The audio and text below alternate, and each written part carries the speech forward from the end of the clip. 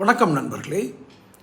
பாட்டாளி மக்கள் கட்சியினுடைய சிறப்பு பொதுக்குழு டாக்டர் ராமதாஸ் தலைமையில் விழுப்புரத்தில் நடந்து கொண்டிருக்கிறது.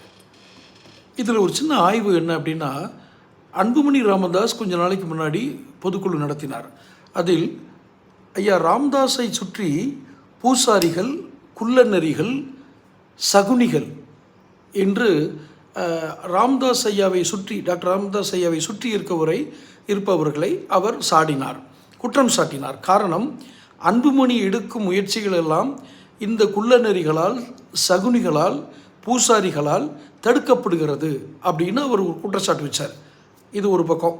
இன்றைக்கி சிறப்பு பொதுக்குழுவில் ராமதாஸ் என்ன சொல்கிறாரு, ராமதாஸ் தலைமையில் நடந்த தீர்மானங்களில் ஜி.கே. மணி ஒரு அறிக்கை வாசிக்கிறார். அதில் அவர் சொல்கிறார், புத்தி சுவாதீனம் இல்லாதவர்களால் நடத்தப்பட்ட பொதுக்குழு அன்புமணி நடத்திய பொதுக்குழு. அதனால் அதில் யாருக்குமே புத்தி கிடையாது. அவங்க காலியான சேர் போடுறது, அப்புறம் ஐயாவுக்கு நல்ல புத்தி கொடுன்னு சொல்லி சாமிகிட்ட வேண்டுறது, இது மாதிரி ஐயாவை அவமதிக்கக்கூடிய செயல்கள் எல்லாம் செஞ்சாங்க. அதனால் அவங்க புத்தி சுவாதீனம் இல்லாதவர்கள் அப்படின்னு சொல்கிறார். இப்போ பாட்டாளி மக்கள் கட்சியினுடைய உறுப்பினர்கள், அந்த கட்சியை சேர்ந்தவர்கள், அந்த கட்சிக்கு வாக்களிக்கக்கூடிய வாக்காளர்கள் யாரை நம்புவது? குள்ளநெறிகளையா, சகுனிகளையா, அல்லது புத்தி சுவாதீனம் இல்லாதவர்களையா? யாரை நம்புவது? பாட்டாளி மக்கள் கட்சியினுடைய வாக்காளர்களுக்கு இது ஒரு குழப்பத்தை ஏற்படுத்துமா இல்லையா?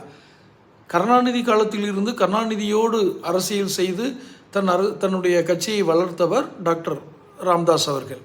அவருக்கு இது போன்ற விஷயங்கள், இப்போ நான் சொன்னேன், இந்த மாதிரி வாக்காளர்களை, உறுப்பினர்களை குழப்பும் வேளையில் பாமக, பாட்டாளி மக்கள் கட்சியினுடைய எந்த நடவடிக்கையும் இருக்கக்கூடாது என்பதில் அவருக்கு கவனம் இருந்திருக்க வேண்டும்.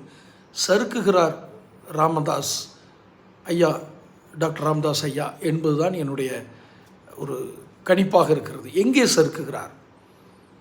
எந்த விஷயத்தில் ஒரு கோட்டை விடுகிறார் என்றால், வாக்காளர்களை கவர்ந்து இழுப்பது, தனக்கு வாக்களிக்கக்கூடிய தன் இன மக்களை தக்க வைப்பது, தனது வாக்கு வங்கியை பெருக்குவது என்ற அரசியல் வியூகங்கள் எதுவுமே இல்லாமல் அப்பாவுக்கும் மகனுக்கும் நடக்கும் சண்டையில் வார்த்தைகளை கொட்டுவதிலேயே குறியாக இருந்தால் இவர் எப்படி முதிர்ச்சி பெற்ற ஒரு அரசியல்வாதியாக எப்படி ஏற்றுக்கொள்ள முடியும்?